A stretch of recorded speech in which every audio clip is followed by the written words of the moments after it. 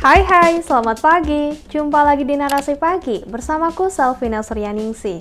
Weekend sudah berlalu, saatnya kita mulai aktivitas lagi di hari Senin ini. Buat memulai Seninmu, aku akan ajak kamu untuk simak sejumlah informasi terkini.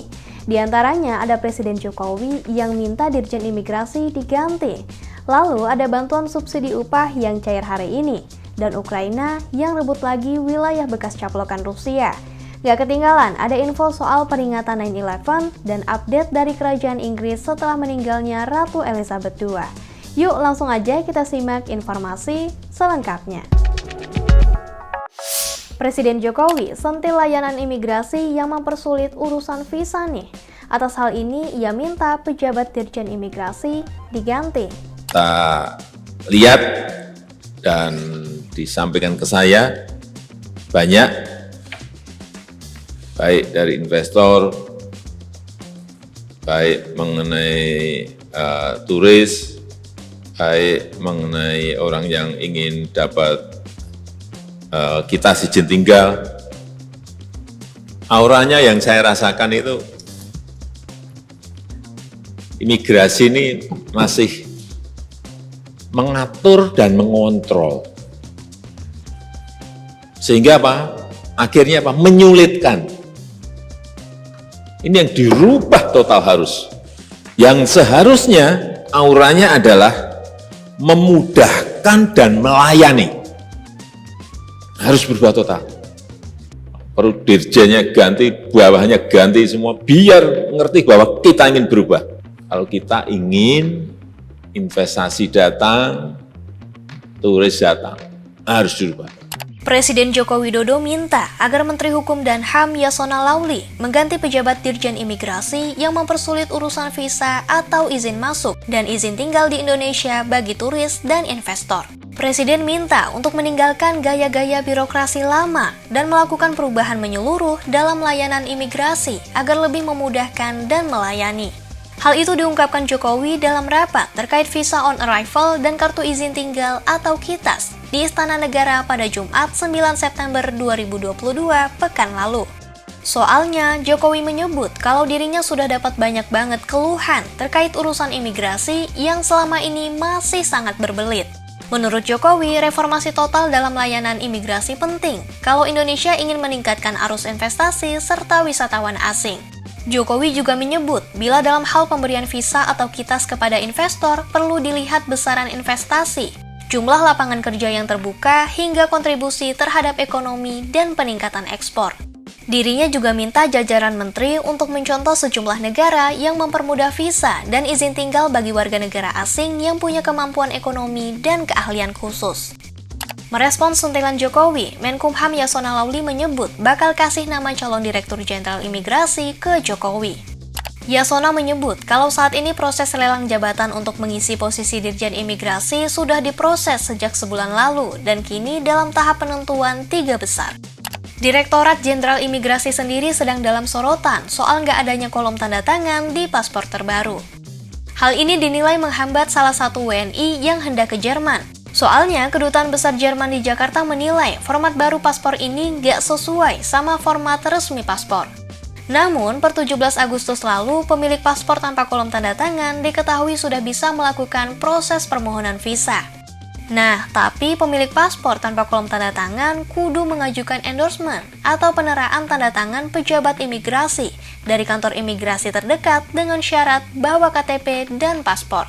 Kebijakan ini pun panen kritik dari netizen, soalnya malah merepotkan masyarakat. Tapi, keluhan warga negara Indonesia nggak cuma itu nih Pak Presiden. Sejumlah orang mengeluhkan soal kekuatan paspor Indonesia yang cuma bisa dipakai di beberapa negara, kalah sama negara lain di ASEAN seperti Singapura, Malaysia, Brunei Darussalam, Timor Leste, dan Thailand. Soalnya, Indonesia sendiri cuma bisa ke 72 negara dengan akses bebas visa. Bahkan, beberapa negara juga nggak resiprokal alias timbal balik dalam pemberian visanya. Seperti Australia yang mewajibkan pemegang paspor Indonesia untuk urus visa terlebih dahulu untuk bisa masuk ke negeri kangguru itu. Sementara warga Australia bisa bebas masuk keluar wilayah Indonesia dengan pemberian bebas visa kunjungan serta visa kunjungan saat kedatangan atau visa on arrival. Soal bebas visa bagi orang asing, Kemenkumham telah memperluas cakupan kebijakan ini ke sejumlah negara per 6 April 2022. Ternyata kalau dibandingkan dengan negara-negara lain, keimigrasian Indonesia problematik juga ya. Semoga sentilan Pak Presiden bisa ditanggapi dengan serius agar terjadi perubahan. Setelah sempat ditunda, bantuan subsidi upah kenaikan harga BBM akhirnya cair hari ini. Kamu termasuk yang nerima nggak? Bantuan subsidi upah atau BSU senilai Rp600.000 dari Kementerian Ketenagakerjaan sebagai bantalan kenaikan harga BBM akhirnya bisa diambil mulai hari ini. Bantuan ini ditujukan khusus untuk buruh atau pekerja dengan gaji di bawah Rp3,5 juta atau senilai UMR. Dari data BPJS Ketenagakerjaan yang diserahkan kepada Kemnaker, calon penerima BSU ini tercatat sebanyak 5.099.915 orang. Namun, setelah dilakukan verifikasi dan pemadanan data, penyaluran tahap pertama dana BSU ini akhirnya ditetapkan menjadi 4,36 juta pekerja. Nah, untuk melihat apakah kamu tercatat sebagai penerima BSU atau enggak, kamu bisa cek langsung melalui website resmi Kementerian Ketenagakerjaan. Pertama, kamu bisa kunjungi situs kemnaker.go.id. Lalu, apabila belum memiliki akun, kamu bisa mendaftar terlebih dahulu. Kemudian melakukan aktivasi akun menggunakan kode OTP yang dikirimkan. Setelah itu, login ke dalam akun Kemnaker, lengkapi profil, dan cek laman pemberitahuan. Jika terdaftar, maka selanjutnya akan muncul notifikasi mengenai status penerima BSU. Tapi nih, nggak semua pekerja bergaji Rp3,5 juta bisa mendapatkan BSU. Ada beberapa pihak yang dikecualikan, yakni mereka yang telah menerima PKH atau Program Keluarga Harapan, BPUM atau Bantuan Produktif Usaha Mikro, Kartu Prakerja, ASN, dan anggota TNI Polri. Adapun pencairan BSU bantuan kenaikan harga BBM ini mulanya hendak dicairkan pada 9 September 2022. Namun, staf khusus Menteri Ketenagakerjaan, Dita Indahsari bilang, pencairan ini mesti ditunda lantaran terbentur masalah hari kerja. BSU sendiri adalah respons pemerintah terhadap kenaikan harga BBM yang ditetapkan naik per 3 September 2022 lalu. Pemerintah berdalih ini adalah bentuk bantuan pemerintah kepada mereka yang terdampak, yang diharapkan juga bisa lebih tepat sasaran. Bicara soal kenaikan harga BBM, udah mulai terasa beberapa dampaknya nih. Salah satunya soal tarif angkutan umum. Pada Kamis 8 September kemarin, pemerintah Kota Depok lewat Peraturan Wali atau Perwal Depok Nomor 52 Tahun 2022 tentang tarif penumpang untuk angkutan orang dengan kendaraan bermotor umum dalam trayek perkotaan, resmi menaikkan tarif angkutan kota alias angkot imbas kenaikan harga BBM. Kenaikan tarif angkot ini berbeda-beda tergantung jarak, namun rata-rata naik sebesar Rp1.500. Di mana untuk pelajar semua trayek dikenakan tarif Rp3.000. Trayek kode D01 Terminal Depok ke Depok 1 pergi pulang bertarif Rp5.000. Dan D02 Terminal Depok ke kawasan Depok 2 Tengah atau Timur dipatok Rp6.000 sekali jalan. Sehari sebelumnya, Rabu 7 September 2022, Kementerian Perhubungan melalui Ditjen Perhubungan Darat juga menaikkan tarif ojol atau ojek online dan bus antar kota antar provinsi atau AKAP kelas ekonomi secara serentak. Penyesuaian tarif ini dihitung berdasarkan biaya operasional kendaraan seperti suku cadang, servis besar dan berkala, biaya administrasi surat kendaraan, BBM, serta mempertimbangkan kenaikan tarif angkutan penumpang umum. Harga BBM naik, harga barang dan jasa juga kayaknya ikutan naik. Kira-kira bantuan subsidi upah ini efektif dan tepat sasaran nggak ya? Perang Rusia dan Ukraina masih terus berkecamuk. Kali ini, Ukraina klaim sudah merebut kembali wilayah-wilayah yang sebelumnya dicaplok sama Rusia.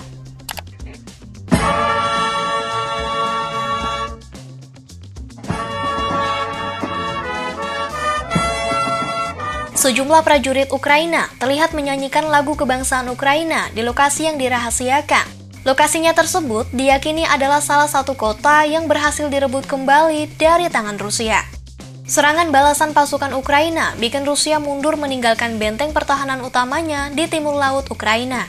Sejak awal September 2022, tentara Ukraina memang sudah melakukan serangan balasan di area-area pendudukan Rusia di timur laut di wilayah Kharkiv. Kementerian Pertahanan Ukraina merilis video yang menunjukkan anggota militer Ukraina mengibarkan bendera nasional Ukraina dan menyanyikan lagu kebangsaan di wilayah yang selama ini diduduki oleh pasukan Rusia. Pasukan Ukraina pada Sabtu 10 September 2022 pekan lalu melaporkan mereka telah merebut kontrol kota-kota utama yakni Izium, Balaklia, dan Kupiansk, termasuk merebut 20 desa di wilayah Kharkiv. Wilayah-wilayah ini merupakan daerah strategis untuk Rusia karena jadi pangkalan logistik pasukan Rusia dalam operasi ke Donbas.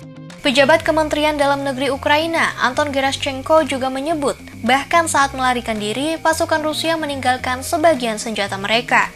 Merespons hal ini, Kementerian Pertahanan Rusia pun mengonfirmasi pasukannya telah meninggalkan lokasi Izium, Kupiansk, dan Balaklia. Kantor berita pemerintah Rusia, TASS, bilang pejabat Rusia di Kharkiv telah mengimbau warganya untuk mengevakuasi diri ke Rusia. Rusia pun kali ini bakal meningkatkan serangannya di wilayah Donetsk. Direbutnya wilayah-wilayah di Ukraina ini jadi titik balik sekaligus kekalahan terburuk Moskow dalam perang yang sudah berjalan 6 bulan ini.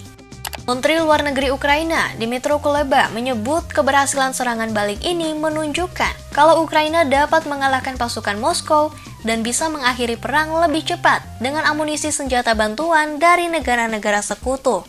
Sementara, Presiden Ukraina Volodymyr Zelensky menyebut kalau pihaknya berhasil merebut 2.000 km wilayahnya dari pasukan Rusia selama September 2022.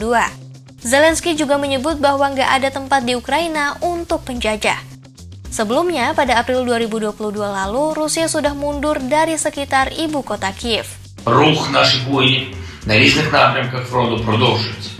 На цей час в рамках активних дій від початку вересня вже звільнено близько 2000 кілометрів нашої території. Окупанта в Україні місця немає і не буде. Bentrokan antara pasukan Rusia dan Ukraina masih cukup intens ya. Ukraina mengklaim meraih progres positif dalam perang ini. Meski begitu, jalan damai merupakan langkah paling tepat ketimbang serang-menyerang terus ya. 21 tahun lalu, serangan 9/11 menyisakan kenangan pahit bagi warga Amerika Serikat. Mari kita simak peringatan 9/11 pada tahun ini. Setiap tanggal 9 September, penduduk Amerika mengenang tragedi 9/11 yang menewaskan 3.000 korban jiwa. Dalam peringatan serangan 9/11 di tahun ini, Presiden Amerika Serikat Joe Biden melakukan proses peletakan karangan bunga di Pentagon, Washington DC pada Minggu pagi 11 September 2022 waktu setempat. Di tengah guyuran hujan, pada pukul 9.37 pagi waktu setempat, Joe Biden melakukan penghormatan kepada para korban dengan mengheningkan cipta tepat di jam yang sama saat serangan pesawat menabrak Pentagon. Dalam pidatonya, Biden menyebut Amerika Serikat tidak akan melupakan insiden 21 tahun lalu yang jadi sejarah kelam bagi AS. 21 years ago, 21 years and we still kept our promise, never forget. We'll keep the memory of all those precious lives stolen from us. The American story itself changed that day.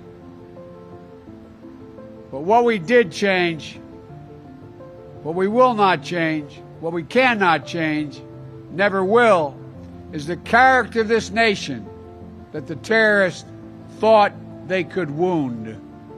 First Lady Jill Biden juga turut ambil bagian dalam peringatan ini. Ia mengambil tempat di Monumen Peringatan Nasional Flight 93 di Pennsylvania, tepat di lokasi di mana salah satu pesawat yang dibajak terjatuh. Sementara Wakil Presiden Kamala Harris turut menghadiri upacara peringatan di Monumen Nasional 9/11 yang berlokasi di Ground Zero di New York City. Dalam upacara ini, kerabat korban membacakan nama-nama keluarga untuk mengenang mereka yang terenggut nyawanya dalam tragedi 9/11. Sejumlah pemimpin negara pun turut memberikan perhatiannya atas peringatan insiden 9/11. Dalam cuitan Twitter, Presiden Ukraina Volodymyr Zelensky menyebut tahu betul apa itu terorisme atas serangan ke negaranya dan menyebut terorisme tak memiliki tempat di dunia modern. Pada 11 September 2001, pesawat American Airlines dan United Airlines yang dibajak oleh sejumlah orang menyerang dua menara kembar WTC di Manhattan, New York Pentagon dan lapangan di Pennsylvania.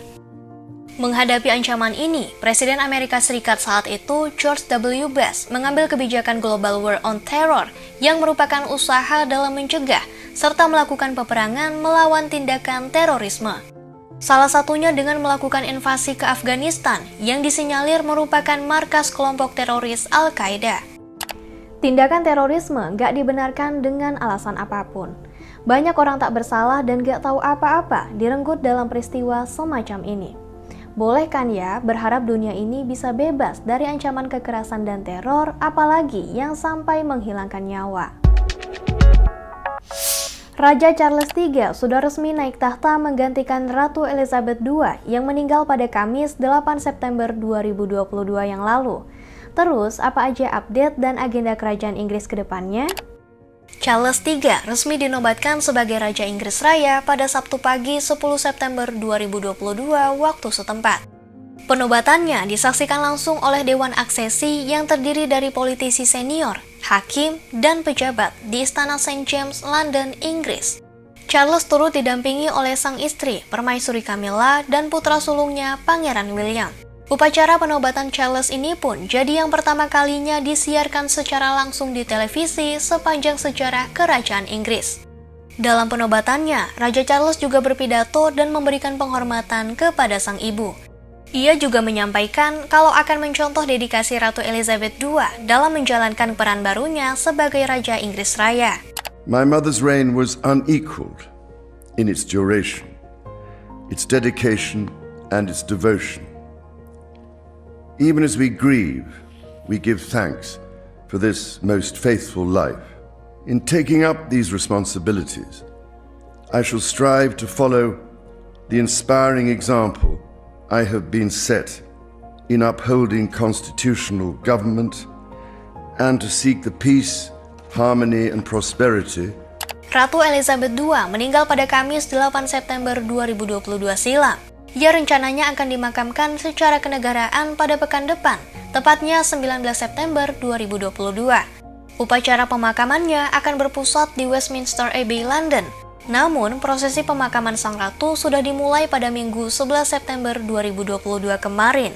Jenazah Ratu Elizabeth II yang berada di ballroom Kastil Balmoral dibawa ke Edinburgh, Skotlandia. Rencananya, jenazah Ratu Elizabeth bakal disemayamkan selama 1 hari di Katedral St. Giles, Edinburgh. Di sana, warga bakal diizinkan untuk memberikan penghormatan kepada sang ratu. Untuk mencapai Edinburgh, peti jenazah dibawa melalui jalur darat dengan menggunakan mobil jenazah berwarna hitam. Nampak peti jenazah sang ratu yang akrab disapa Lilibet ini ditutupi bendera kerajaan.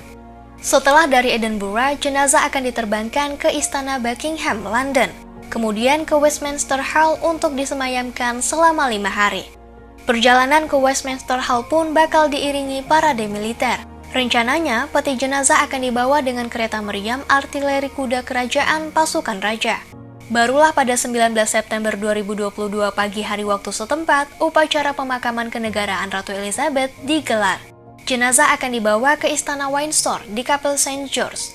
Di kapel itu juga bersemayam suami Ratu Elizabeth, Pangeran Philip, dan ayah Ratu Elizabeth II, Raja George VI. Semoga Raja Charles bisa meneruskan dedikasi dan kepemimpinan Ratu Elizabeth II ya, dan semoga Ratu Elizabeth bisa beristirahat dengan damai. Gak berasa, 5 menu sarapan informasi sudah disuguhkan buat kamu. Itu artinya narasi pagi hari ini mesti pamit undur diri. Tapi jangan lupa, narasi pagi masih hadir lagi besok di jam yang sama, jam 8 pagi. Live di Instagram Narasi Newsroom dan Mata Najwa.